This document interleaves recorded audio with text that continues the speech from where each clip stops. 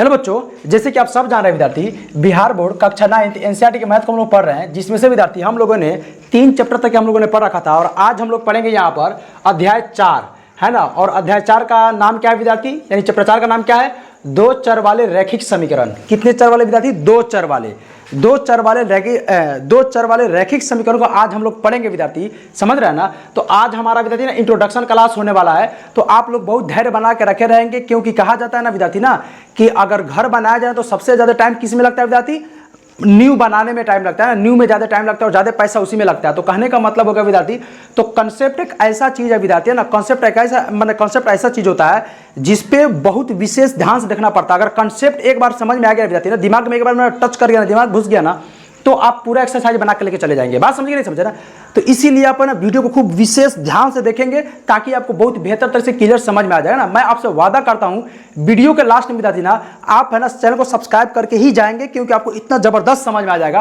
क्योंकि दो चर वाले ना भाई बाबू, मैं आपको जीना सिखाने जा रहा हूं इस चीज को साथ में। बात समझ रहे हैं ना? तो चलिए अब हम लोग ना सबसे पहले समझते हैं ना कि विद्यार्थी ना दो चर रैखिक समीकरण होता क्या है। उसको समझने से पहले विद्यार्थी है ना, सबसे पहले हम लोग समझते हैं विद्यार्थी ना चर क्या होता है। समझे कि नहीं समझे ना?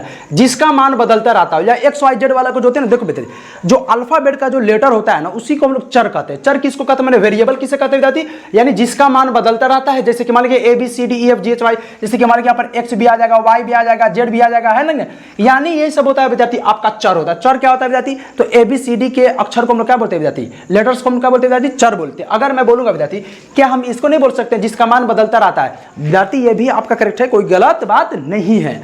चलिए विद्यार्थी अब हम लोग किस पे समझते हैं ना? अचर पे समझते हैं ना।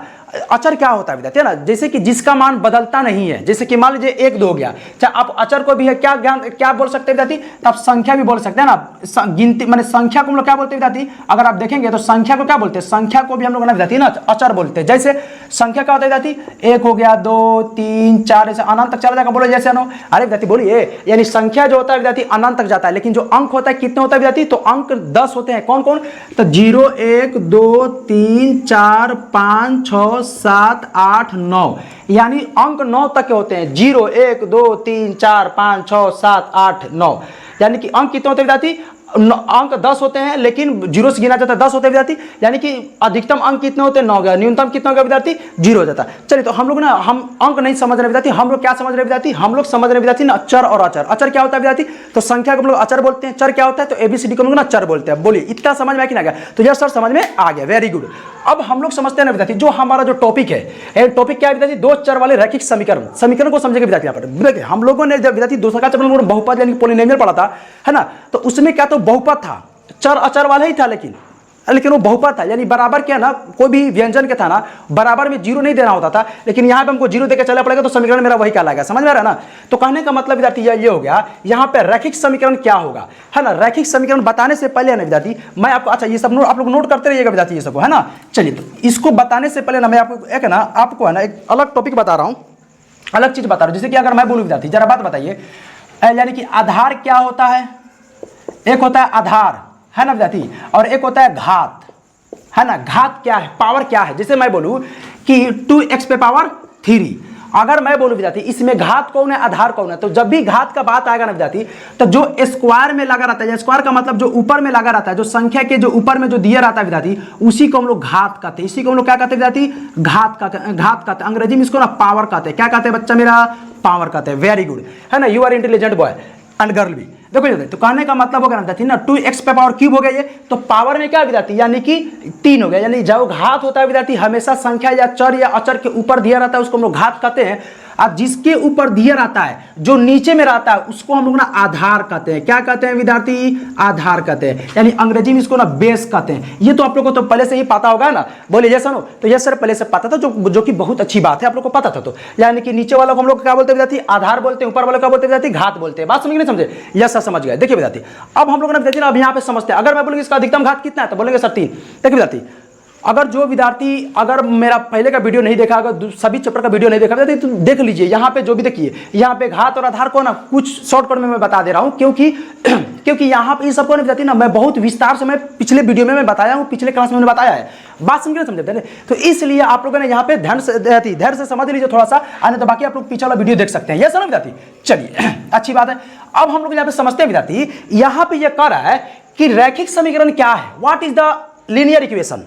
बात समझ, यानी कि रैखिक समीकरण क्या है, तो इसको बोलेंगे ना विद्यार्थी वैसा समीकरण है ना, वैसा समीकरण जिसमें चर का अधिकतम घात कितना विद्यार्थी एक हो, उसे रैखिक समीकरण कहते हैं। अब बोलेंगे सर ये कैसे, समीकरण में क्या है सर, आप बोलेंगे सर समीकरण और बहुपद में क्या अंतर है, बात समझे ना। यस सर, चलो विद्यार्थी मैं आपको है ना यहाँ पे ना 1 मिनट विद्यार्थी है ना, यहाँ पे मैं दूसरे मार्कर से मैं बना रहा हूँ। अगर मैं बोलूँ विद्यार्थी यहाँ पर समझिए बात, यहाँ पर अगर मैं बोलूँ 2x + 5 यह क्या हो जाएगा विद्यार्थी, तब बोलेंगे सर ये बहुपद है। क्या विद्यार्थी ये बहुपद है हमारा। क्यों बहुपद है, तो सर इसके मतलब एक चर में है, यस सर, इसका घात सर क्या है, धनात्मक है, यस सर, और बात समझ में आता है, यस सर। तो ये कहने का मतलब मेरा बहुपद हो जाएगा। लेकिन अगर मैं इसी को इस तरह से कह दूँ 2x + 5 = 0, क्या ये मेरा बहुपद होगा कि नहीं होगा, नहीं होगा। अब ये हमारा क्या होगा विद्यार्थी, ये मेरा समीकरण होगा। समीकरण जब भी होता है ना विद्यार्थी तो बीच में बराबर होता है, तो बराबर के दाएं तरफ मतलब इधर भी कुछ संख्या या माने चर अचर रहेगा, और बराबर के बाएं साइड भी, यानी दाएं साइड बाएं साइड चर अचर का मान दिया हो, बीच में बराबर हो, उसी को हम लोग समीकरण कहते हैं। बात में समीकरण किसे कहते हैं,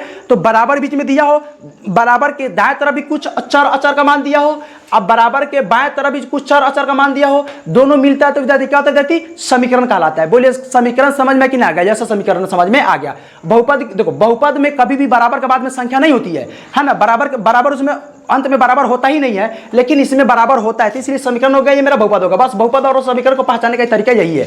बात समझ के नहीं समझे, तो यह सर समझ में हमको आ भी गया है ना। देखिए तो यही पे बात बता रहा ना, वैसा समीकरण माने ऐसा समीकरण जिसमें चर का अधिकतम घात कितना विद्यार्थी, एक हो, चर का अधिकतम घात एक हो, उसे रैखिक समीकरण कहते हैं। बोलेंगे सर तो और विस्तार कीजिए और इसको फैलाइए, अच्छी बात है विद्यार्थी, समझिए यहाँ पे ये रैखिक समीकरण बोल रहा है। हम आपको पहले बता चुके हैं विद्यार्थी, रैखिक का मतलब होता है केवल एक। रैखिक का मतलब क्या होता है, एक रैखिक का मतलब एक होता है। तो वही कह रहा है रैखिक समीकरण ऐसा समीकरण जिसके अधिकतम घात कितना हो, एक हो, यानी वैसा समीकरण जिसमें चर का अधिकतम घात कितना विद्यार्थी, एक हो, उसे रैखिक समीकरण कहते हैं। जैसे एग्जांपल देख लीजिए 2x + 5 = 0, ये मेरा समीकरण हो गया। तो यस सर, यहाँ पे देखेंगे 5x - 3y + 6y = 0, यानी एक चर वाले मतलब सॉरी हाँ मतलब कि रैखिक समीकरण। अब एक चर वाले दो चर वाले हम लोग अभी बाद में देखेंगे, इसमें एक चर वाले दो चर वाला, यानी कि ये एक चर वाला रैखिक समीकरण है। 2x + 5 = 0 हो गया। अब 5x - 3y + 6 =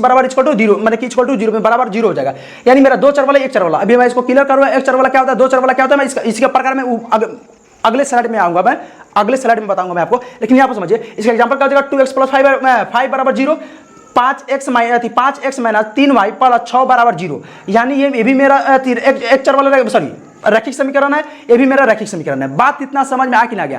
देखिए इसमें अधिकतम घात कितना है विद्यार्थी, देखिए एक चर वाला है, यानी कि जिसमें चर का अधिकतम घात क्या हो, एक हो। इसमें चर कौन है विद्यार्थी, x है, तो x का अधिकतम घात क्या है सर कुछ नहीं तो ऊपर में एक रहता है। यस सर, यहाँ पे देख लीजिए कहीं पे कुछ दिया हुआ है क्या, 5x है, माइनस है, 3y है, प्लस है, फिर 6 है, तो क्या इसमें कहीं y और x पर कोई घात दिया हुआ है क्या, एक्स्ट्रा माने x अधिक, तो नहीं सर, यहाँ पे भी है, यहाँ पे भी है। बात समझ के नहीं समझे, तो यस सर, तो आप लोग है ना इसको अच्छी तरह से विद्यार्थी, इसको मैं लिख दे रहा हूँ, ये हो गया आपका समीकरण, आप इसको नोट कर सकते हैं मेरा बच्चा। चलिए मेरे लाड़ लाड़ियों, आप इसको नोट कर लीजिए, हम लोग अगले स्लाइड में आते हैं। बात समझ गए, समझे, इसको नोट कर लिया आप लोग। चलिए अच्छी बात है। चलिए अब हम लोग विद्यार्थी यहाँ पे देखते हैं ना विद्यार्थी ना, क्या चीज को देखते हैं, यानी एक चर माने रैखिक समीकरण के प्रकार को देखते हैं। किसको समझते हैं विद्यार्थी, रैखिक समीकरण के प्रकार को।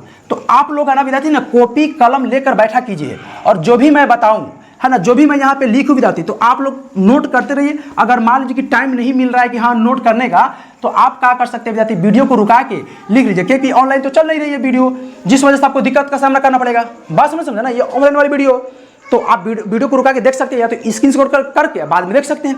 ये सुनो, तो यस सर, चलिए तो यहाँ पे हम कर सकते हैं विद्यार्थी, यानी रैखिक समीकरण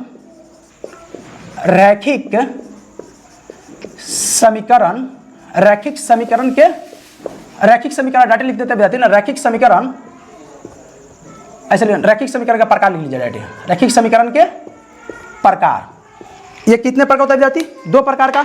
एक नंबर में लिख लीजिए है ना, एक नंबर में लिख सकते हैं ना, एक चर वाला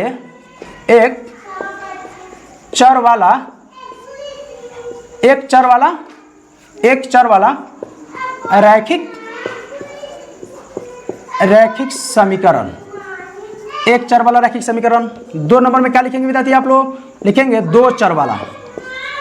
अब आपके दिमाग में खटक रहा होगा कुछ, दो चर वाले रैखिक समीकरण। सर एक बात बताइए आप। यस सर, पूछे बच्चा मेरा। 1 मिनट बच्चा। अब बोलेंगे सर ये दो चरवरैखिक समीकरण तो आपका ये चैप्टर ही है ना। यस, आप ध्यान दिए आप, मतलब है ना, अभी आपको ध्यान में लगा। यानी कि दो चर रैखिक समीकरण, हमारा चैप्टर का नाम क्या था? दो चर वाले रैखिक समीकरण। रैखिक समीकरण क्या होता है कि ऐसा समीकरण जिसका अधिकतम घात, माने चर का अधिकतम घात क्या हो? 1 हो और इसमें दो चर। तो दो चर वाले रैखिक समीकरण ऐसा समीकरण जिसमें चर का अधिकतम घात कितना हो विद्यार्थी? 2 हो। कितना हो विद्यार्थी? सॉरी, दो चर वाले रैखिक, सॉरी, अधिकतम घात 1 हो लेकिन दो चर में होना चाहिए। यहां पे एक चर वाले की ऐसा समीकरण जिसमें केवल एक चर हो और उस चर का घात कितना विद्यार्थी? 1 हो। यहां पे दो चर वाले ऐसा समीकरण जिसमें दो चर हो लेकिन चर का अधिकतम घात कितना विद्यार्थी? 1 हो।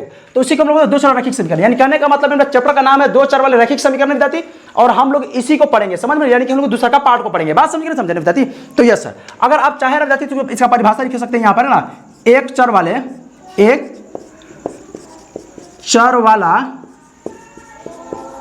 रैखिक समीकरण, इसका परिभाषा क्या हो सकता है विद्यार्थी? वैसा समीकरण जिसमें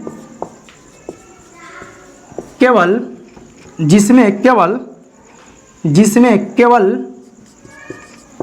एक चर हो और चर का अधिकतम घात 1 हो, उसे क्या कहते हैं विद्यार्थी? एक चर वाला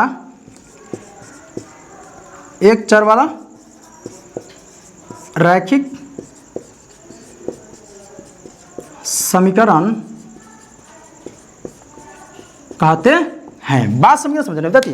तो यह सर बात समझ में हमको आ गया विद्यार्थी, समझिए यहाँ पर। अब यहाँ पे कर सकते हैं जैसे अगर देखना चाहे विद्यार्थी यहाँ पर तो क्या हो सकता है विद्यार्थी? यहाँ पर जैसे, यानी कि मान लीजिए 2x - 5 बराबर 0 हो गया। देखिए विद्यार्थी, वैसा समीकरण जिसमें केवल एक चर हो। क्या इसमें एक चर की नहीं है? तो यह सर एक चर है। अगर मैं बोल दूंगा विद्यार्थी, जरा बात करें, एक चर हो और चर का अधिकतम घात क्या विद्यार्थी? 1 हो, यानी केवल एक चर है, यानी सिर्फ यहाँ पर x है और इस x का चर क्या, ये मेरा जो चर हो गया, इस चर का घात क्या विद्यार्थी? तो केवल एक है कि नहीं है? तो यह सर एक है, माने कि एक हो उसे एक चर रैखिक समीकरण। तो कहीं मेरा रैखिक समीकरण हो कि नहीं हो जाएगा? तो यह सर हो जाएगा। तो आप लोग इसको नोट कीजिए विद्यार्थी। हाँ ना विद्यार्थी, हम लोग ना दो चर रैखिक समीकरण को हम लोग ना विस्तार से समझते हैं, समझे? अब इसी के बारे में इसका मानक रूप भी होता है। 1 मिनट यहीं पे समझ लीजिए विद्यार्थी, 1 मिनट बताइए, आप यहीं पे समझ सकते हैं, है ना, नोट में बना के लिख सकते हैं, है ना। व्यापक रूप क्या होता है विद्यार्थी? आपको पिछले वीडियो में पता चला जब बहुपद पढ़ा रहे थे, ये सुनो, जब इसका भी इंट्रोडक्शन क्लास था तो इसमें आपको व्यापक रूप आता है। यानी व्यापक रूप का मतलब विस्तारित रूप होता है। इस तरह से हम पहचान कर सकते हैं कि मेरा एक चर वाला है कि दो चर वाला है। बात समझ ना, सुना, व्यापक रूप हो गया या विस्तारित रूप लिख सकते हैं यहाँ पर। विस्तारित रूप क्या होता है विद्यार्थी? यानी हो जाएगा ax + b = 0। बस यही होता है, इसके अलावा विद्यार्थी कुछ नहीं होता है ना। और यहाँ पर लिख सकते हैं, यहाँ है ना, x बराबर नॉट 0 हो सकता है। बात समझे कि नहीं समझे? यस सर समझ में आ गया। x बराबर नहीं विद्यार्थी, एक मिनट, a बराबर होगा ना, यहाँ पर a बराबर 0 नहीं होना चाहिए, a बराबर नॉट 0। तो आप लोग इसको नोट कर लीजिए विद्यार्थी। यहाँ पे नोट 2 में लिख सकते हैं, यहाँ पे नोट 2 करके लिख सकते हैं। एक चर वाला रैखिक, एक चर वाला रैखिक समीकरण का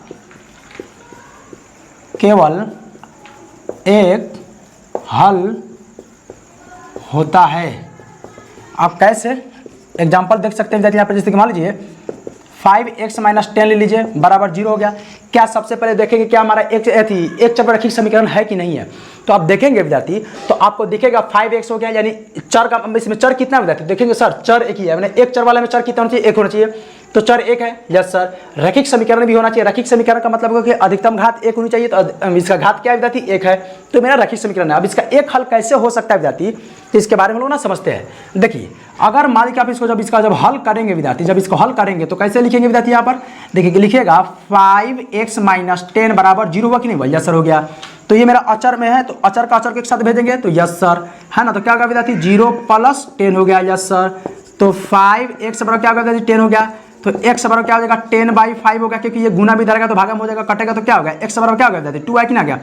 यानी कहने का मतलब हो गया x का मान हमेशा आप 2 रखेंगे इस समीकरण में तो बराबर में 0 आएगा।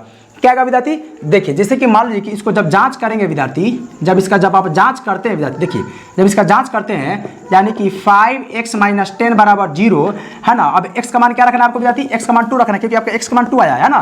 तो अब क्या रखेंगे विद्यार्थी यहाँ पर, तो 5 × 2 - 10 बराबर 0, तो 10 का 5 और 10 हमारा 10 हो गया, बराबर 0 हुआ कि नहीं हुआ, तो यह सर हो गया। तो अब मेरा सवाल विद्यार्थी है क्या 0 से 0 कट गया, मैंने 10 + 10 - 10 कट गया, तो 0 बराबर 0 0 हुआ कि नहीं हुआ, तो यह सर। कहने का मतलब हो गया कि 5x - 10 बराबर 0। अब x का मान आपको हमेशा 2 ही रखेंगे तभी जाके 0 बराबर 0 आएगा, बाकी कोई भी मान जब आप रखेंगे विद्यार्थी तो 0 बराबर 0 नहीं आएगा। यानी कहने का मतलब विद्यार्थी इसका यह हो गया कि केवल यानी कि इसमें x का मान केवल 2 ही है जो इसमें रखने पर मेरा 0 आएगा। बात समझ के नहीं समझे, यानी 2 माने कि इस समीकरण में मतलब ये एक चर वाले ये वाला समीकरण में ना 2 के अलावा बाकी x का कोई भी मान रख के देख लीजिए, यानी कि 0 बराबर 0 नहीं आ सकता है। तो मतलब इसका है ना एक चर वाले में ना केवल एक ही हल होता है। इसका दूसरा एग्जांपल भी देख सकते हैं अगर देखना चाहें तो, इसकी 5y मान लीजिए है ना +2 मान लीजिए, बात समझिए ना 2 बराबर 0 मान लीजिए, 2 मत मानिए विद्यार्थी ना, इसको है ना आप है ना 25 मान लीजिए,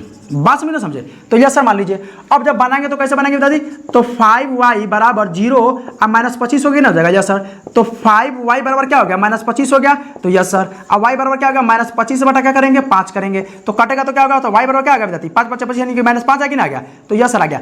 अब -5 को विद्यार्थी जब y की जगह पर रखे ना तो जाहिर सी बात है क्या जगह विद्यार्थी, यानी कि -25 आएगा, तो -25 और +25 कर देगा तो 0 बराबर 0 आया कि नहीं आ गया, तो यस सर आ गया। तो मेरा सवाल है विद्यार्थी यहाँ पे y का मान कितना आया है, केवल 1 आया है, इसमें x का मान कितना है, केवल 2 आया है।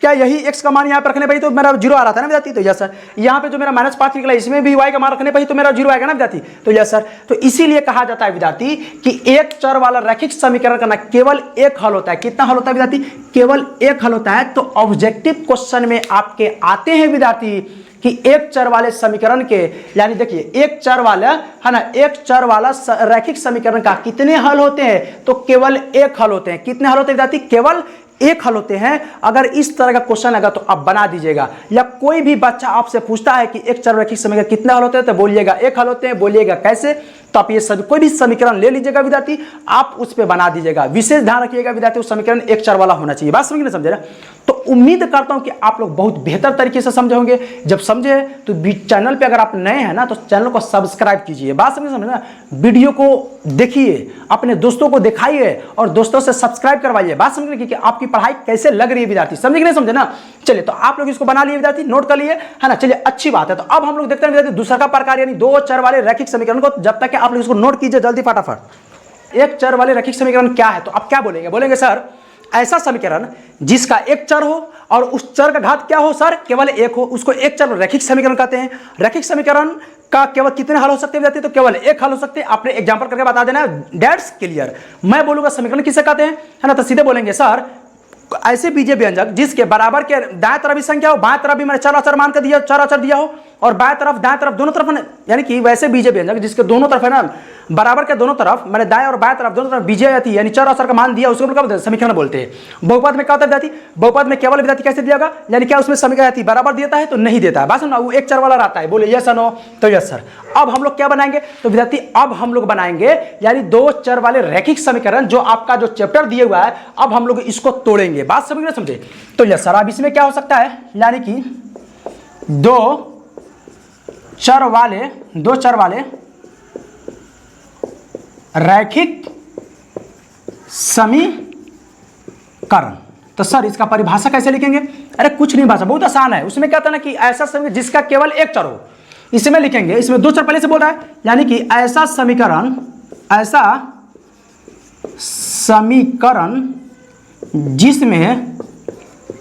जिसमें 2 चर हो। अब पता है कि चर क्या होता है विद्यार्थी, तो एक्स वाई जेड वाला मैंने एबीसीडी को लोग चर बोलते हैं, है ना, जिसमें 2 चर हो और उस चर का घात क्या होना चाहिए, तो बोलेंगे सर 2 होना चाहिए। ना ना ना ना, यहाँ पर देखो रैखिक समीकरण लगा है बाबूआ, तो रैखिक समीकरण क्या होता है, तो बोलेंगे सर एक घात हो, बस वही कर देना है। यानी ऐसा समीकरण जिसमें 2 चर हो और और चर का अधिकतम घात, आप लोग को दिख रहा है विद्यार्थी, अधिकतम लिखा हुआ है ना, आप लोग थोड़ा एडजस्ट करेंगे। अधिकतम घात एक हो, उसे क्या कहते हैं, दो चर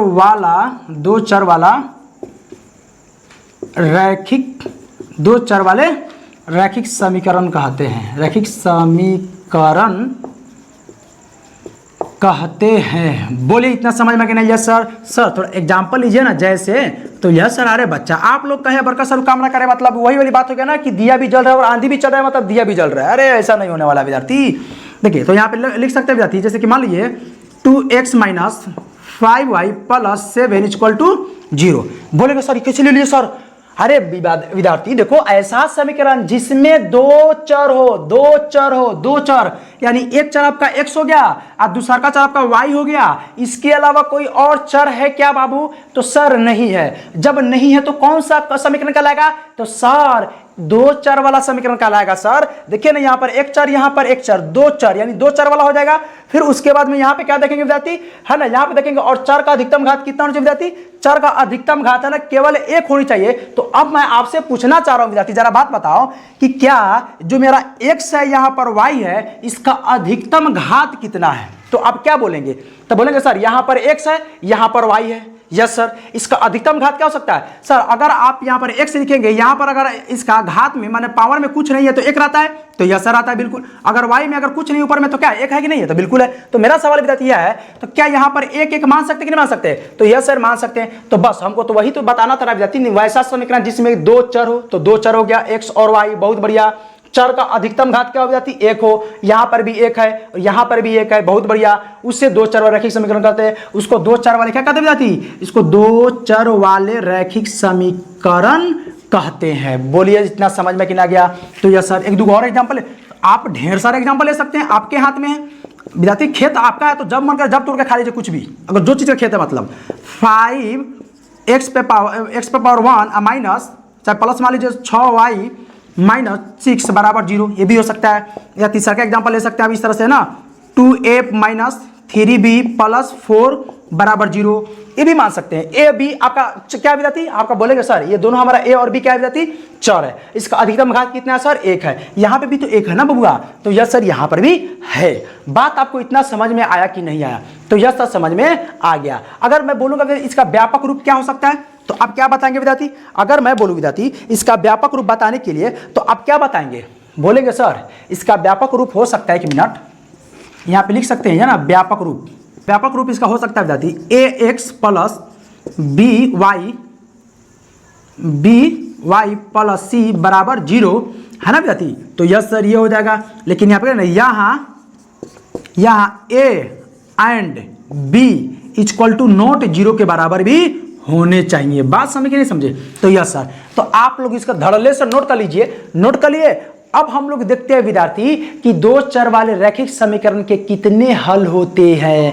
हम लोगों ने देखा था एक चर वाले रैखिक समीकरण के केवल एक हल होते हैं, लेकिन दो चर वाले रैखिक समीकरण के कितने हल होते हैं विद्यार्थी? अब हम लोग ना इसको देखते हैं। तो उससे पहले आप लोग इसको क्या कीजिए विद्यार्थी, नोट कीजिए। अब हम लोग ना इसका अगला देखते हैं। बात समझ ना समझे? तो यस सर, चलिए नोट कर लिया आप लोग? तो यस सर नोट कर लिए। तो हम लोग इसको मिटा दें? तो यस सर मिटा दीजिए, है ना विद्यार्थी? अगर मैं पूछूं या कोई भी पूछ सकता है आपसे विद्यार्थी कि जरा बात बताओ कि एक चर वाले रैखिक समीकरण कितने हल? तो एक हल, है ना? कैसे? अगर बोलेगा कैसे, तो क्या आप कारण बता सकते कि नहीं बता सकते? तो यस सर कारण भी बता सकते हैं। अगर कोई पूछेगा दो चर वाले रैखिक समीकरण के कितने हल, तो बोलेंगे सर पता नहीं, क्या हमको सर नहीं बताएं। अरे ऐसा थोड़ी है कि नहीं बताएंगे हम आपको, है कि नहीं है? आपको कभी भी खतरा में नहीं डाल सकते हैं विद्यार्थी। बात समझना समझने विद्यार्थी, हम यहाँ पर कॉन्सेप्ट दे देंगे, बाकी तो करना आपका जिम्मेदारी है। बात समझ रहे कि समझ रहे हैं ना, है ना? हमेशा हर जगह बरकत सर भी काम नहीं आने वाले हैं। आपको नॉलेज रखना पड़ेगा, हर एक चीज़ की जानकारी आपको खुद रखनी पड़ेगी। हर जगह बरकत सर नहीं आने वाले हैं।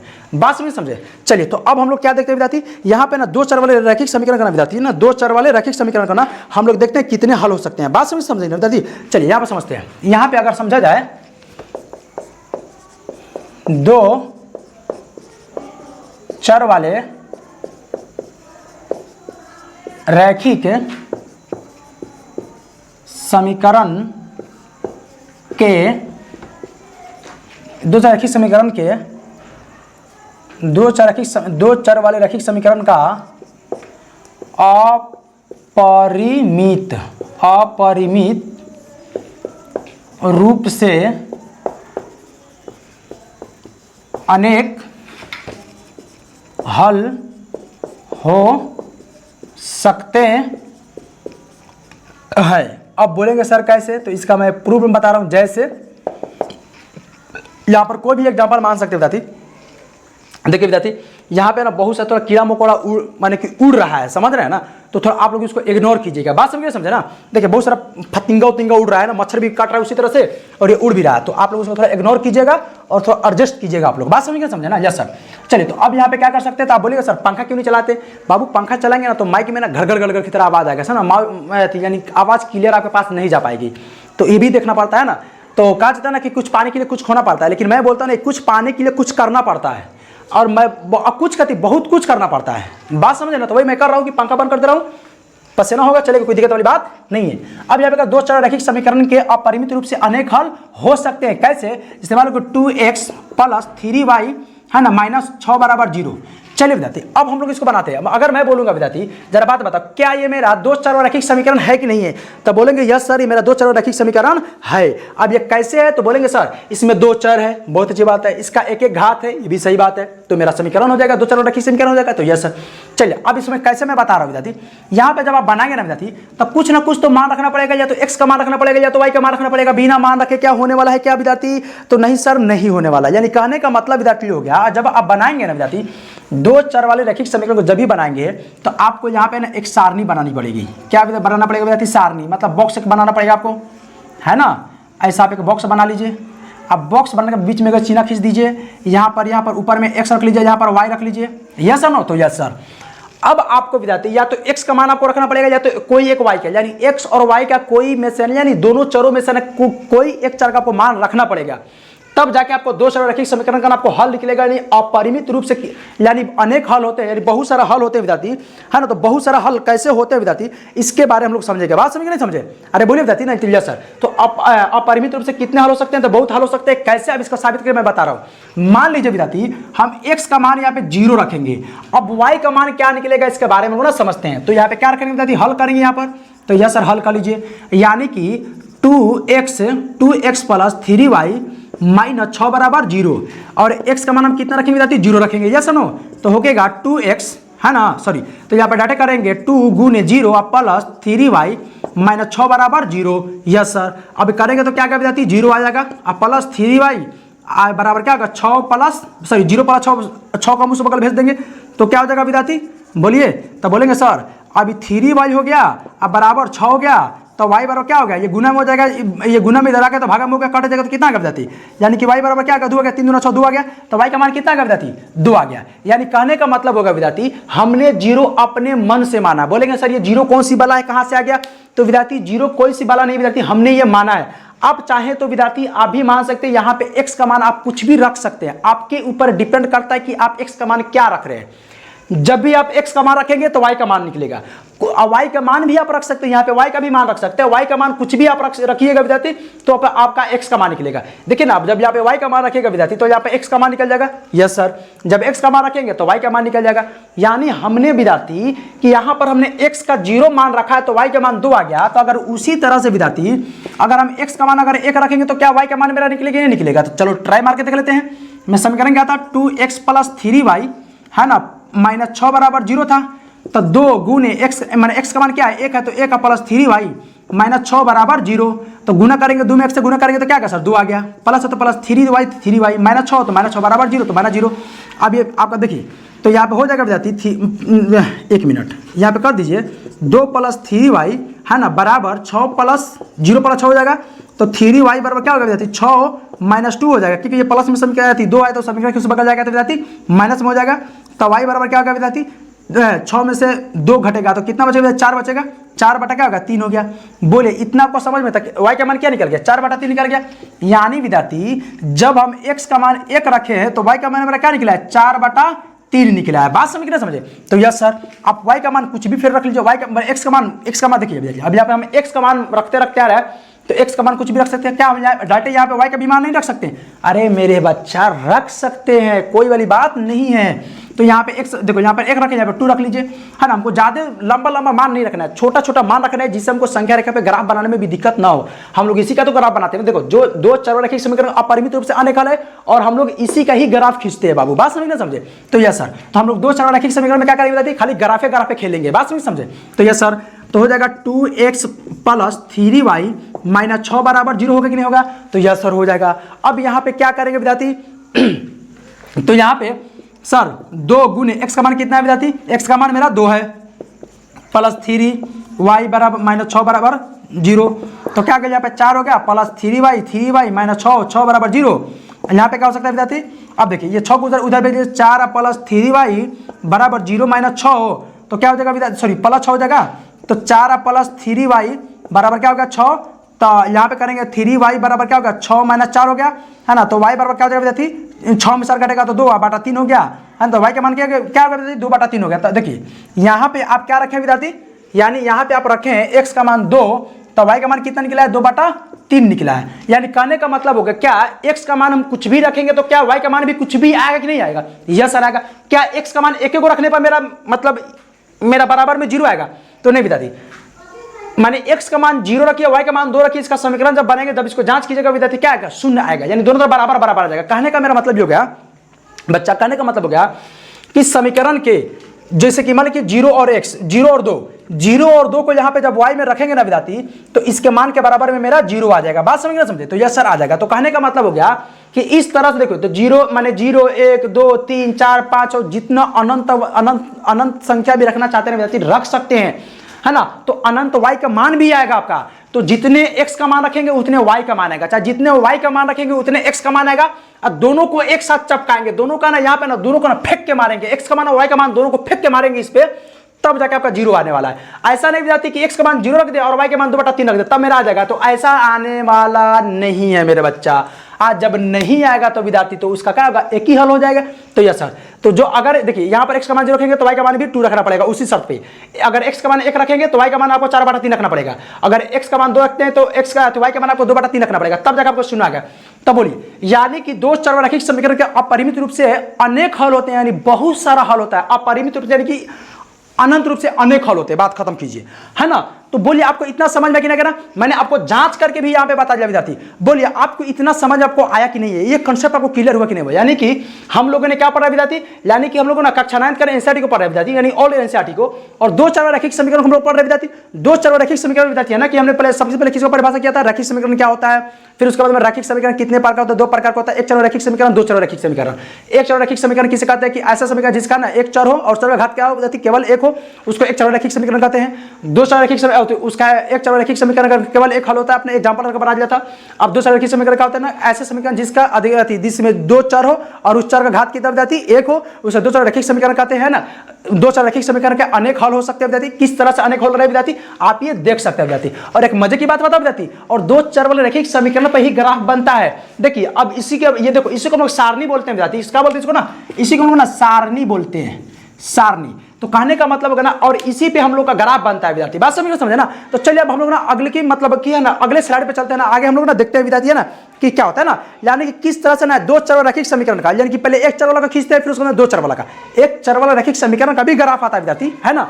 उसमें कैसे देखेंगे किस तरह से, और दो चर रैखिक समीकरण को तो हम लोग ग्राफ पूरा पढ़ेंगे ही पढ़ेंगे। पहले एक चर रैखिक समीकरण ग्राफ हम लोग पढ़ते हैं।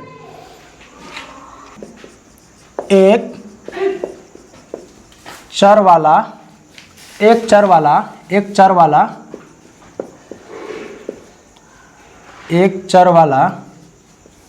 रैखिक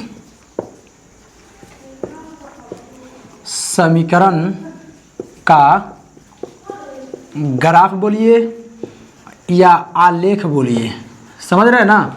यस सर। चलिए, तो जब भी हम लोग को दो चर वाला रैखिक समीकरण सॉरी एक चर वाला रैखिक समीकरण ग्राफ बोलेगा तो हम लोग कैसे बनाएंगे? जैसे कि मान लीजिए पहले का क्वेश्चन अगर बोल दे, या पहले 5x - 15 बराबर 0। मान लीजिए कि हमको इस तरह का क्वेश्चन बोलते बनाने के लिए, क्वेश्चन दे दे, बोले कि इसका ग्राफ खींचने के लिए। बात समझना, एक चर वाला है क्या? पहले हमें बोलूँगा ये कितनी चर का है? तो बोलेंगे सर ये आपका एक चर का है। क्यों एक चर का है? तो बोलेंगे सर यहाँ पर अधिकतम इसमें चर कितना विद्यार्थी, चर एक है, चर घात क्या विद्यार्थी, तो केवल एक, तो एक चर रैखिक समीकरण हो जाएगा। तो यस सर एक चर वाला रैखिक समीकरण हो जाएगा। बात इतना समझ में आपको आया कि नहीं है, तो बोलिए यस सर, यस या नो। तो यस सर समझ में आ गया। तो आगे हम लोग क्या देखेंगे विद्यार्थी, है ना, आगे हम लोग इसको हल करेंगे विद्यार्थी, यानी है ना, यहाँ पर क्या करेंगे विद्यार्थी, एक्स का मान निकालेंगे।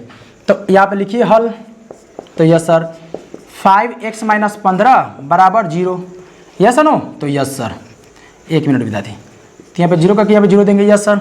अब यहाँ पे क्या करेंगे, तो ये 5x का x करेंगे, बराबर करेंगे 0 तो 0, ये मेरा 15 मेरा प्लस में था, सॉरी माइनस में था, इस बगल लगा तो क्या हो जाएगा विद्यार्थी, माइनस में हो जाएगा। तो बोलेंगे सर इसको इस बगल क्यों भेज रहा है विद्यार्थी, मेरे समीकरण किस बगल क्यों भेज रहा है विद्यार्थी। कहने का मतलब हो गया कि जब भी अचर वाला जो होता है ना विद्यार्थी, माने कि सजातीय पद को एक जगह हम लोग रखते हैं, बात समझना समझे। तो यस सर सजातीय मान को, तो सजातीय वाला कौन है विद्यार्थी, मैंने अचर वाला को, यानी अचर वाला को एक जगह भेज दीजिए, तो भेज दिए। तो यहाँ पे भी तो सर बच रहा है ना, तो यस सर बच रहा है, यानी कि 5x बराबर क्या हो गया विद्यार्थी, अगर आप यहाँ पे चलते हैं तो 5x बराबर 15 हो गया, तो x बराबर क्या हो गया 15/5, तो कटेगा तो क्या होगा, x बराबर क्या हो गया विद्यार्थी 3 निकल गया, 3 × 5 = 15, 3 निकला कि नहीं निकला। तो यस सर x का मान केवल आपका क्या निकला विद्यार्थी 3 निकला, क्योंकि एक चर वाला है तो केवल इसका एक ही हल होता है विद्यार्थी। तो यस सर केवल एक हल होता है। इसका ग्राफ कैसे खींचेंगे, देखो विद्यार्थी, जब भी इसका ग्राफ खींचना होता है आपको पता है ना, हम आपको ग्राफ खींचना बता दें विद्यार्थी, यानी कि आपको संख्या रखे वाला का मान रखना है।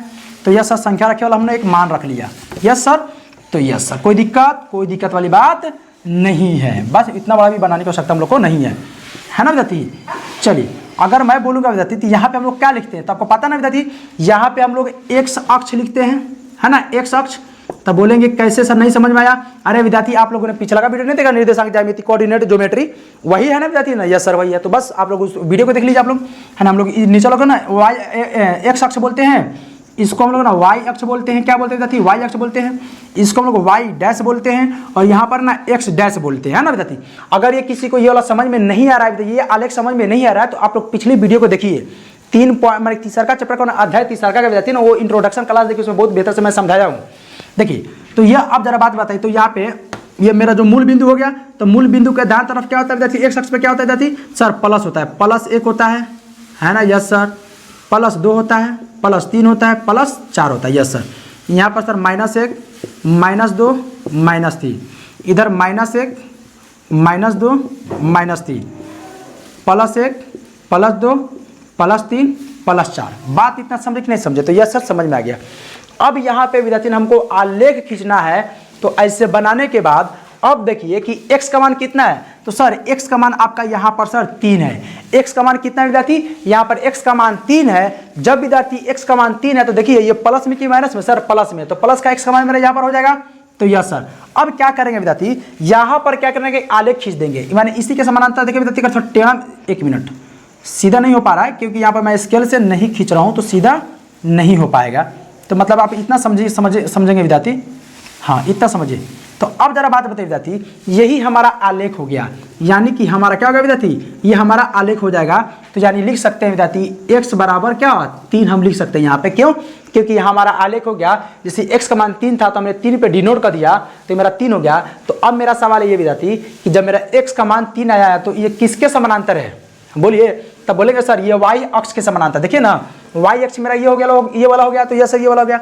ये जो मैं जब मैं रेखा खींचा 3 से, देखिए x का मान मेरा 3 आया था, तो हमने 3 से एक रेखा खींच दिया, तो ये वाला जो मेरा रेखा था तो किसके समानांतर, बोलिए तो y अक्ष। तो यहाँ पे लिखेंगे विद्यार्थी नोट, है ना, इसका आलेख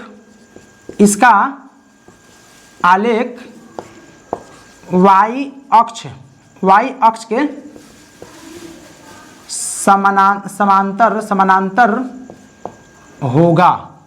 बात समझ के नहीं समझे, तो यह सर समझ में आ गया। तो आप लोग इसको नोट कीजिए। अब हम लोग समझते हैं ना 2 चर वाले रैखिक समीकरण का आलेख। तो आप बोलेंगे ना, एक मिनट, आप बोलेंगे सर क्या इसका आलेख सिर्फ y अक्ष के समानांतर भी होता है? नहीं विद्यार्थी, एक और एग्जांपल ले लीजिए, है ना। ये मेरा दूसरा का अगर आप बनाएंगे ना, तो y बराबर मान लीजिए मेरा -5 हो गया, y का मान मेरा -5 हो गया। तो y का मान मान लीजिए कि एग्जाम्पल फॉर एग्जाम्पल इसको नीचे तक खींच लीजिए, है ना विद्यार्थी ना।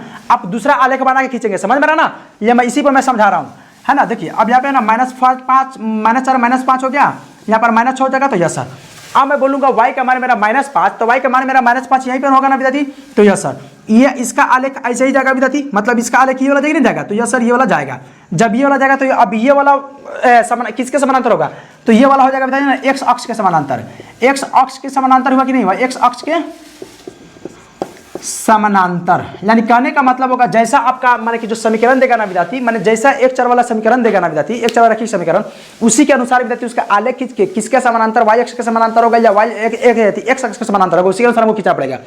अगर आपको x का मान निकलेगा विद्यार्थी, यानी जब x का मान निकलेगा तो y अक्ष के समानांतर जाएगा, अगर y का मान निकलेगा तो आपको x अक्ष के समानांतर जाएगा। बात इतना समझे कि नहीं समझे, तो यह सब समझ में आ गया। तो आप लोग इसको नोट कर लीजिए विद्यार्थी। अब हम लोग समझते हैं ना दो चर वाले रैखिक समीकरण के ग्राफ, और ये हमारे लिए बहुत ज्यादा महत्वपूर्ण है विद्यार्थी, महत्वपूर्ण से महत्वपूर्ण, क्योंकि हमारा चैप्टर ही वही है और उसके बारे में हमको पढ़ना बहुत ज्यादा जरूरी है। अगर वो कंसेप्ट समझ में आ गया तो समझे कि एक्सरसाइज आपके चुटकियों में साफ चुटकियों बजा बजा के करेंगे। इस तरह से नोट कीजिए आप लोग इसको, अगर इसको नोट कर लिए होंगे।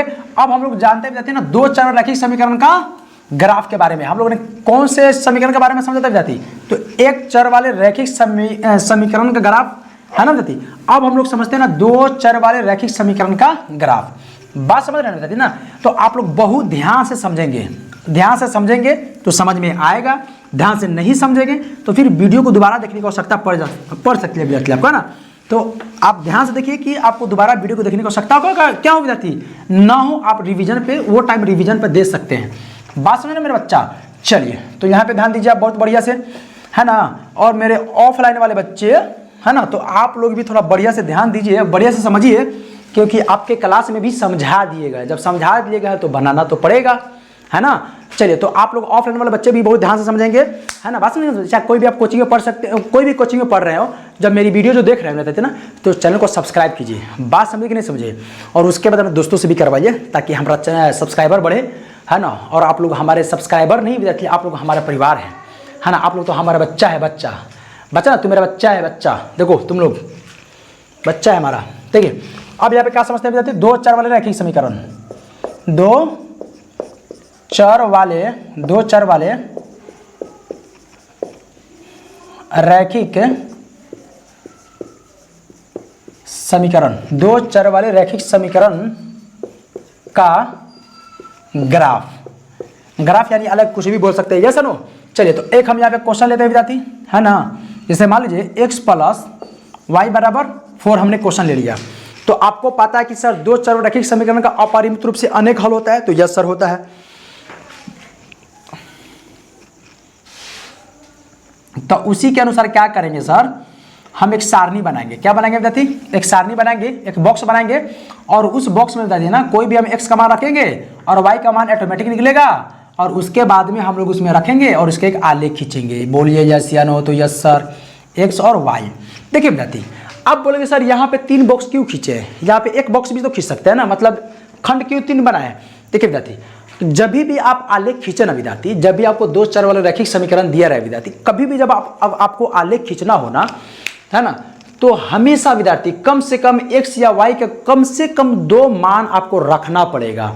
कम से कम 2 मान रखेंगे तब जाके आपको ग्राफ बनेगा, ग्राफ खींच पाइएगा आप, नहीं तो नहीं खींच पाइएगा। बात समझे ना।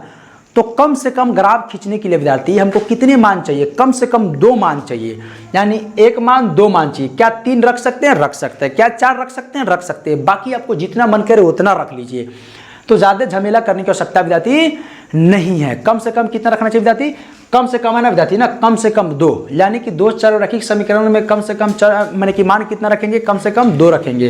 तो चलिए अगर हम यहाँ पे हल बनाना चालू करें, मैंने हल करना चालू करें, तो हम x का मान कितना रखें, तो मैं आपको अभी बताया विद्यार्थी, आप x का मान कुछ भी रख सकते हैं या y का मान कुछ भी रख सकते हैं, यानी कोई एक रखना पड़ेगा आपको। जब भी कोई एक रखेंगे तो दूसरा का चर का मान निकल जाएगा। जैसे मान लीजिए इसमें हम x का मान रखेंगे तो y का मान निकलेगा, जब हम यहाँ पे y रखेंगे तो x का मान निकलेगा। बोलिए यस नो, तो यस सर। तो हम कोई भी एक रखेंगे तो रख सकते हैं। तो सबसे पहले समीकरण को उतारिए, x प्लस वाई बराबर 4 है विद्यार्थी। देखिए विद्यार्थी इसको बनाएंगे कैसे, तो सर यहाँ पे क्या कीजिए ना, आप x का मान रखते चलिए। तो चलिए हम x का मान रखते हैं, तो x का मान कितना रखें, तो x का मान 0 रख लीजिए। आप कुछ भी रख सकते हैं, मैं 0 1 2 3 रख के ही बनाऊंगा विद्यार्थी, इसलिए बोल रहा हूँ मैं 1 2 3 रखूंगा, 0 1 2 3, क्योंकि छोटे छोटे मान होते हैं, छोटे छोटे मान होते हैं, तो ये छोटे बोर्ड है तो इसमें समझाने में हमको ज़्यादा आसानी रहेगी कि आपको बेहतर तरीके से समझ में आ जाए। क्योंकि विद्यार्थी मेरे पास बड़ा बोर्ड नहीं है ना, क्योंकि आपके सर है ना बहुत गरीब है, बात समझे ना, समझे ना, यानी कि इससे कमजोर है लेकिन दिल से बहुत अमीर है। बात समझे ना। और आप लोग जो प्यार देते हैं ना विद्यार्थी ना, बहुत अच्छा लगता है। इसे प्यार बरसाते रहिए, चैनल को सब्सक्राइब करते रहिए, करवाते रहिए दोस्तों सपना। समझ में आ रहा है विद्यार्थी ना। चलिए, तो इसलिए विद्यार्थी यहाँ पे एक्स का मान कितना रखेंगे, 0 रखेंगे। जब हम एक्स का मान विद्यार्थी 0 रखेंगे तो अब क्या हो सकता है विद्यार्थी यहाँ पर, तो सर समीकरण लिखिए। तो x + y बराबर 4, एक्स का मान 0 अब प्लस वाई बराबर 4, तो y बराबर क्या होगा 4 - 0, तो y बराबर क्या होगा 4। तो x का मान मैंने y देखिए, हमने x का मान रखा तो मेरा क्या निकल गया 4, y का मान निकल गया। तो x का मान हमने 0 रखा तो y का मान क्या निकला है 4 निकल गया। यस सर, तो अच्छी बात है। यस सर, अब क्या करेंगे विद्यार्थी, हम अब रखेंगे विद्यार्थी फिर y का मान मैंने x का मान रखेंगे। तो x का मान कितना रखेंगे, तो आपके मर्जी जितना रखिए, तो 1 रख लीजिए। तो x + y बराबर 4 हो गया। तो 1 + y बराबर 4, तो y बराबर 4 - 1, तो y बराबर क्या निकल गया 3 निकल गया। तो बोलेंगे सर कैसे हुआ, x + y बराबर 4 ये आपका समीकरण दिया था जिसमें हमने x का मान 1 रखा तो हमने 1 रख लिया, फिर प्लस y, तो प्लस y बराबर 4, तो 4, y का y हो गया, 4 का 4 हो गया। जब इस समीकरण किस बगल था, मैंने प्लस में था, जब इस बगल लेकर आया तो मेरा माइनस में हो गया, तो मैंने माइनस में कर दिया। तो 4 में से घटेगा तो 3 हो गया। तो y का मान क्या निकल गया विद्यार्थी आपका, तो +3 निकल गया। तो यहाँ पे कर देंगे, जब x का मान हमने 1 रखा था तो y का मान कितना निकला 3 निकला। बोलिए यस नो। यस सर, समझ में आ गया। आप क्या करेंगे, x का मान आप 2 रख लीजिए। तो यस सर, आप क्या कुछ भी रख सकते हैं, तो यस सर कुछ भी रख सकते हैं, आपके ऊपर डिपेंड करता है। हम तो समझा रहे हैं विद्यार्थी, मान करके आपको समझ में आ जाना चाहिए, बाकी कुछ नहीं। x का मान 2 है तो 2 करेंगे, प्लस y बराबर 4, तो y बराबर 4, y बराबर 4 - 2, 4 - 2, y बराबर सर 2, मैंने x का मान 2 तो y का मान भी हमारा 2 निकल गया। क्या हम और भी मान रख सकते हैं, और भी मान आप रख सकते हैं, लेकिन हम बोलेंगे 2 चर वाला समीकरण में कम से कम कितने मान, तो 2 मान। अधिकतम मान आपके ऊपर डिपेंड करता है, लेकिन मेरे पर डिपेंड करिए 2 मान रखना आपको नेसेसरी है, जरूरी है। नहीं रखेंगे तो फिर दिक्कत वाली बात हो सकती है। इतना आपको समझ में आपको आया कि नहीं विद्यार्थी, तो बोलिए हमको यस या नो। क्या यहाँ पे देखिए ना, x का मान आप कुछ भी रखेंगे तो y का मान निकल ही जाएगा, यानी अपरिमित रूप से आपको अनेक हल वाला बात यहाँ पे निकलकर सामने चला गया। बोलिए यस या नो, तो यस सर। अब हम यहाँ पे क्या करेंगे विद्यार्थी, अब हम यहाँ पे ना विद्यार्थी ग्राफ खींचेंगे। क्या करेंगे विद्यार्थी, ग्राफ खींचेंगे। तो ग्राफ खींचने के लिए क्या करना पड़ेगा, हमको है ना विद्यार्थी ना एक ये वाला बनाना पड़ेगा, यानी हम ना एक कार्तीय तल बनाना पड़ेगा। यस सर, कार्तीय तल। अब बोलेंगे सर ये कार्तीय तल क्या होता है, सर अभी बता रहे हैं कार्तीय तल। अरे नहीं बताया, तीसरा का चैप्टर में कैसे कैसे बात करते हैं भाई आप लोग। अरे नहीं विद्यार्थी, यानी कि कार्तीय तल बताए थे आपको, यानी कि बीच में मूल बिंदु होता है और इधर प्लस होता है, ऐसे माइनस होता है, ऊपर प्लस होता है, नीचे माइनस, बताते हैं बताते। बोले यस सर, यस सर। बाबू अब मैं गुस्सा नहीं हो रहा हूँ, है ना, और गुस्सा होना भी तो जरूरी है ना, नहीं गुस्सा होंगे तो फिर आप लोग पढ़ेंगे कैसे। बोले सर नहीं डांटते हैं, नहीं मारते हैं, आप लोग को तो नहीं मारते हैं, आप लोग को है ना साफ कॉलम मार कर चला के मारेंगे, है ना, मारना हो तो। लेकिन क्यों मारेंगे विद्यार्थी, है ना, मेरे मोबाइल का नुकसान हो जाएगा। देखो विद्यार्थी इधर अब क्या कर सकते हैं, यहाँ पे हमारा क्या होता है विद्यार्थी, y डैश होता है, यहाँ पे मेरा x डैश होता है यहाँ पर। तो यस सर, यहाँ पर x डैश कर देंगे। यहाँ पे y अक्ष, यहाँ पे क्या होता है विद्यार्थी, तो x अक्ष होता है, x अक्ष। चलिए अब यहाँ पे मैं क्या करूँगा विद्यार्थी, तो 1 2, अब विद्यार्थी यहाँ पे ना दोनों का जो डिस्टेंस का जो मान रखना बराबर रखना पड़ेगा आपको। 3 4 5 6, 1 2 3 4 5, -1 -2 -3 -1 -2 -3। तब बोलेंगे सर ये जो आप रखें, ये प्लस वाले में 6 रखे, माइनस वाला में 3 रखे, क्या ये सही रखा था क्या, नहीं विद्यार्थी, आपके ऊपर डिपेंड करता है कि आप कहाँ तक ले जाएंगे, है ना। लेकिन मैं आपको जब तीसरा चैप्टर वाला जब आप वीडियो देखे होंगे विद्यार्थी, तो उसमें पता चला होगा, जब हम क्लास रेगुलर कर रहे होंगे तो आपको पता चला होगा विद्यार्थी कि यहाँ पे जो मान रखे जाते हैं ना विद्यार्थी, ये सारणी को देख के रखे जाते हैं कि मेरा y का अधिकतम मान कहाँ तक गया, 4 तक गया। तो क्या ये 4 आ रहा है ना, यस सर। x का मान मेरा कोई भी माइनस में नहीं, सब प्लस में, तो प्लस का अधिकतम मान मेरा 2 तक गया, तो उससे ज़्यादा नहीं गया तो नहीं गया है, तो बस वही मान रख के ही बनाया जाता है बाबू, समझ में क्या ना। तो यस सर। चलिए अब हम बोलेंगे विद्यार्थी यहाँ पर x का मान कितना है, सर x का मान यहाँ पर मेरा 0 है, तो y का मान क्या है सर 4 है, तो यहाँ पे मेरा आ जाएगा। तो यस सर, तो क्या निकल गया विद्यार्थी इसका, देखेंगे सर 0,4 निकल गया। यस सर, यस सर, यानी कि मेरा x का मान मेरा 0 है। यहाँ पे क्या होता है विद्यार्थी, यहाँ पर 0 होता है, मूल बिंदु का निर्देशांक हमेशा 0 0 होता है। तो यहाँ पे 0 के x का मान 0 और y का मान मेरा 4 होगा, तो हमने 4 कर लिया, कोई दिक्कत नहीं सर। अब x का मान 1 है, यानी 1 मिनट विद्यार्थी, इसको तनका ना बराबर में कर देते हैं कि तक आपको ना समझने में दिक्कत ना हो। बराबर में ना थोड़ा देखिए विद्यार्थी, थोड़ा इधर उधर होगा क्योंकि मेरे पास स्केल नहीं कि जिस वजह से मैं पूरा एकदम ना मेजरमेंट बढ़िया से करके मैं लिखूँ कि आपको बहुत और खूबसूरत दिखेगा। आपको यहाँ पे खूबसूरत दिखे ना दिखे, आपकी कॉपी में खूबसूरत दिखना चाहिए, क्योंकि आपके पास माने स्केल है ना, बड़े से मेजरमेंट करके यहाँ पे बनाएंगे तब जाकर आपको खूबसूरत दिखेगा। बात समझ रहे हैं ना। तो यस सर, अब यहाँ पे हम लोग समझते हैं ना, यहाँ पे ना क्या करेंगे विद्यार्थी यहाँ पर, हाँ देखिए, तो यहाँ पे हम क्या कर सकते हैं, देखिए विद्यार्थी यहाँ पर है ना, यहाँ पर सॉरी यहाँ पर एक छूट गया हुआ है, एक करेंगे। अब देखो विद्यार्थी, अब यहाँ पे हम क्या करेंगे, यहाँ पर 1 2 3 4 5 6 7 है और आगे तक है।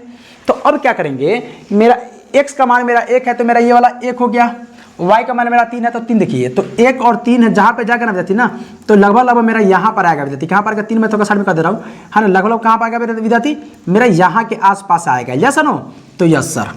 चलिए विद्यार्थी, तो हम यहाँ पे 3 यहाँ पे कर दे रहा छोटा सा करके ना, तो क्या आएगा 1,3 आ जाएगा। बोलिए यस नो, तो यस सर। ये लिखना पड़ेगा, बिंदु देकर यहाँ पे लिखना पड़ेगा कि मैं ये आलेख में खींच रहा हूँ, मतलब इसका बिंदु का है, बिंदु का निर्देशांक लिखना पड़ेगा। यहाँ पर 2 है, एक्स का मान भी 2, वाई का मान भी 2, तो यहाँ पर 2 है और यहाँ पर 2 है, तो दोनों का मान क्या आएगा विद्यार्थी, थोड़ा ऐसा बात है ना विद्यार्थी, जब इसको जब खींचेंगे ना विद्यार्थी, तो यहाँ पर एक करेक्ट यहाँ पर आएगा, तो 2 यहाँ पर है विद्यार्थी, 1 मिनट, 2 यहाँ पर है तो 2 यहाँ पर आ जाएगा, तो लगभग यहाँ पर आ रहा है विद्यार्थी, यहाँ पर है ना, तो 2,2 आ गया, तो यस सर।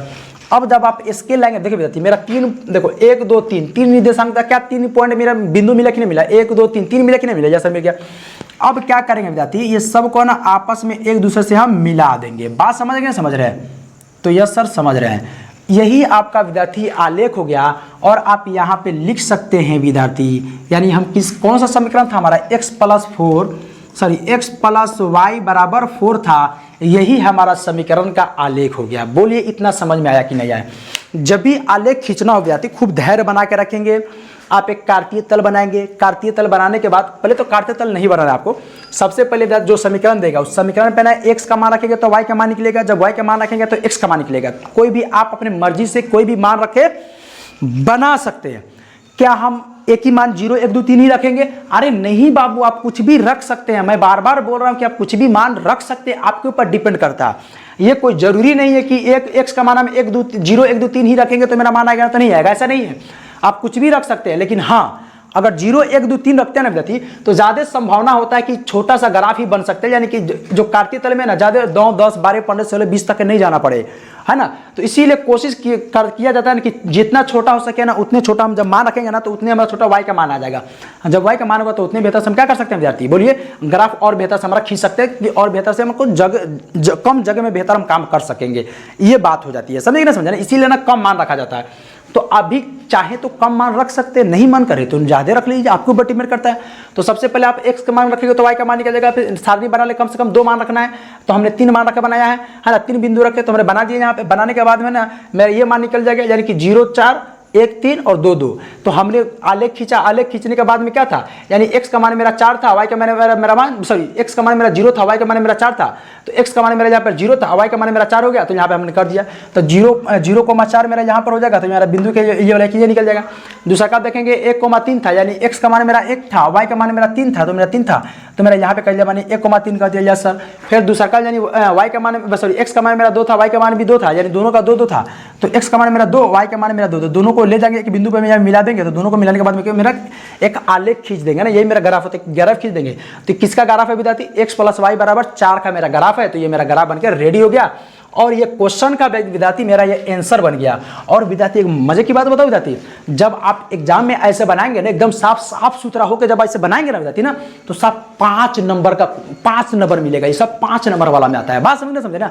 तो 5 नंबर आपको मैट्रिक में भी पढ़ना है, सेम टू सेम अप्लाई करना है विद्यार्थी मैट्रिक वाला पे, सेम टू सेम, एक भी इधर उधर नहीं करना है, same to same apply matrix वाला पे करना है।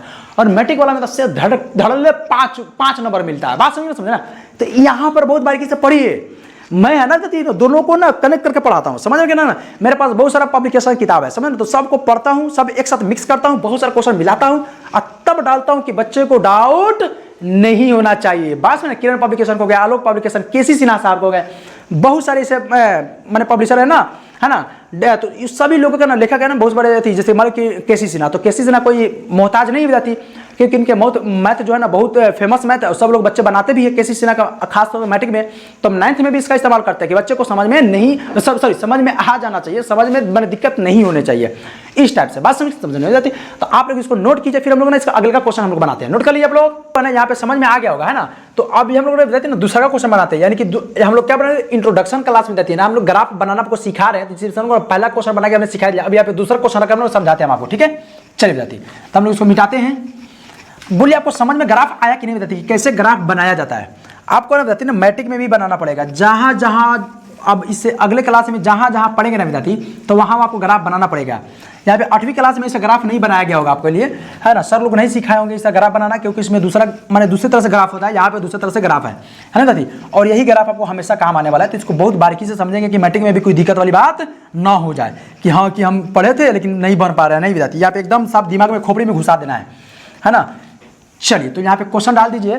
यहाँ पे अगर दूसरा क्वेश्चन देखना चाहिए विद्यार्थी, अगर मान लीजिए यहाँ पे 4 रखे थे ना विद्यार्थी ना, जैसे मान लीजिए यहाँ पे 5 रख सकते हैं। क्वेश्चन क्या रख सकते हैं विद्यार्थी, यहाँ पे ना क्वेश्चन 5 रख बना लीजिए, यानी कि x प्लस वाई बराबर 5 रख लीजिए। क्या रख लीजिए विद्यार्थी, x प्लस वाई बराबर 5, है ना। अब इस पर रख के बनाइए, तो सबसे पहले क्या करेंगे विद्यार्थी, सर सबसे पहले आप सारणी बना लीजिए एक ठो। तो चलो बच्चे एक सारणी बनाइए, आप लोग जैसे बोलेंगे वैसा सारणी बन जाएगा। बोलिए समझ में क्या यस सर। तो सर यहाँ पर आप x रख लीजिए, यहाँ पर y रख लीजिए। यहाँ पे कितने खंड बनाना विद्यार्थी, सर कम से कम 2 और ज़्यादा से ज़्यादा कितने भी बना सकते हैं ना। चलिए हमने 3 खंड बना के 3 खंड बना लिए, इसमें 3 मान रखेंगे, कम से कम 2 रखना है, मैंने 3 रख रहा है, हम 3 रख रहे हैं, यस सर नो विद्यार्थी। चलिए विद्यार्थी, यहाँ पे थोड़ा ना कि मैंने कि थोड़ा पतिंगा सब उड़ रहा है, समझ में रहे ना, थोड़ा आप लोग उसको इग्नोर कीजिएगा। बाद में अगर वीडियो में दिख रही होगी तो आप लोग उसको थोड़ा इग्नोर कीजिएगा। चलिए अब हम यहाँ पे क्या करेंगे विद्यार्थी, तो सबसे पहले सर आप हल कीजिए, yes sir x plus y बराबर 5, यस सर। अब यहाँ पे किसका मान कितना मान रखेंगे विद्यार्थी, अगर आप चाहे विद्यार्थी तो x का मान 0 रखिए, 1 रखिए, 2 रखिए, 3 रखिए, जितना मान करे उतना रखिए, वो आपके ऊपर डिपेंड करता है, बस आपको रखना पड़ेगा। लेकिन या तो x का मान रखिए पहले, या तो y का मान रखिए। जब x का मान रखिएगा तो जब x का मान रखिएगा विद्यार्थी तो y का मान निकलेगा, अच्छा जब y का मान रखिएगा तो x का मान निकलेगा। चलिए इसमें मैं दोनों का मान रखूंगा, यस नो। चलिए यस सर, देखिए हम आपको समझाते हैं, हम यहाँ पे ना x बराबर हम 0 रख रहे हैं, देखिए y का मान कितना आता है ना। चलिए तो यह क्या हो जाएगा, x प्लस वाई बराबर 5, x का मान 0 अब प्लस y बराबर 5, तो y बराबर क्या कहते थे 5 यहाँ पे लिखेंगे 5 माइनस 0, तो y बराबर क्या कहते थे विद्यार्थी 5 आ गया, तो यानी कि x का मान हमने 0 रखा तो y का मान क्या निकला है 5 निकला है, यस नो विद्यार्थी। अरे बोलिए यस या नो, तो यस सर। 1 मिनट विद्यार्थी, इसको ना 5 बनाइए आप। चलिए 5 हो गया हमारा ये। अब यहाँ पे क्या करेंगे विद्यार्थी, है ना, x का मान है ना विद्यार्थी ना, यहाँ पे y का मान रखिए, x का मान। चलो सर यहाँ पे y का मान रखिए, चलो y का मान हमने क्या रखिए सर, y का मान 0 रखिए। चलिए 0 रखते हैं y का मान। अब यहाँ पे क्या करेंगे विद्यार्थी, जब y का मान जब आप 0 रखेंगे विद्यार्थी तो क्या हो जाएगा, या तो y का मान 0 रख सकते हैं विद्यार्थी, इसलिए कोई बात नहीं है, चाहे डाटा आप x का मान 5 रख लीजिए, वही बात होगा ना। x का मान 5 रखिए तो कितना आएगा विद्यार्थी, x प्लस y बराबर 5। क्या सर यहाँ पे y का मान नहीं रख सकते थे, रख सकते थे, जब x का मान रखना है तो x का ही मान रखिए, y का मान अभी ऑटोमेटिक निकलते रह जाएगा। तो x का मान 5, तो 5 y का y तो बराबर 5 का 5 हो गया, y बराबर क्या हो गया 5 माइनस 5, तो y बराबर क्या हो गया विद्यार्थी 0 हुआ कि नहीं होता, यस हो गया। यानी x का मान हमने 5 रखा तो y का मान हमारा 0 निकल गया, तो यस सर। अब क्या करेंगे सर, अब विद्यार्थी रखते हैं ना x का मान आप 2 रख लीजिए, तो यस। अच्छा 1 भी रख सकते हैं या 2 रख लीजिए, आपके ऊपर डिपेंड करता है, यस नो, तो यस सर।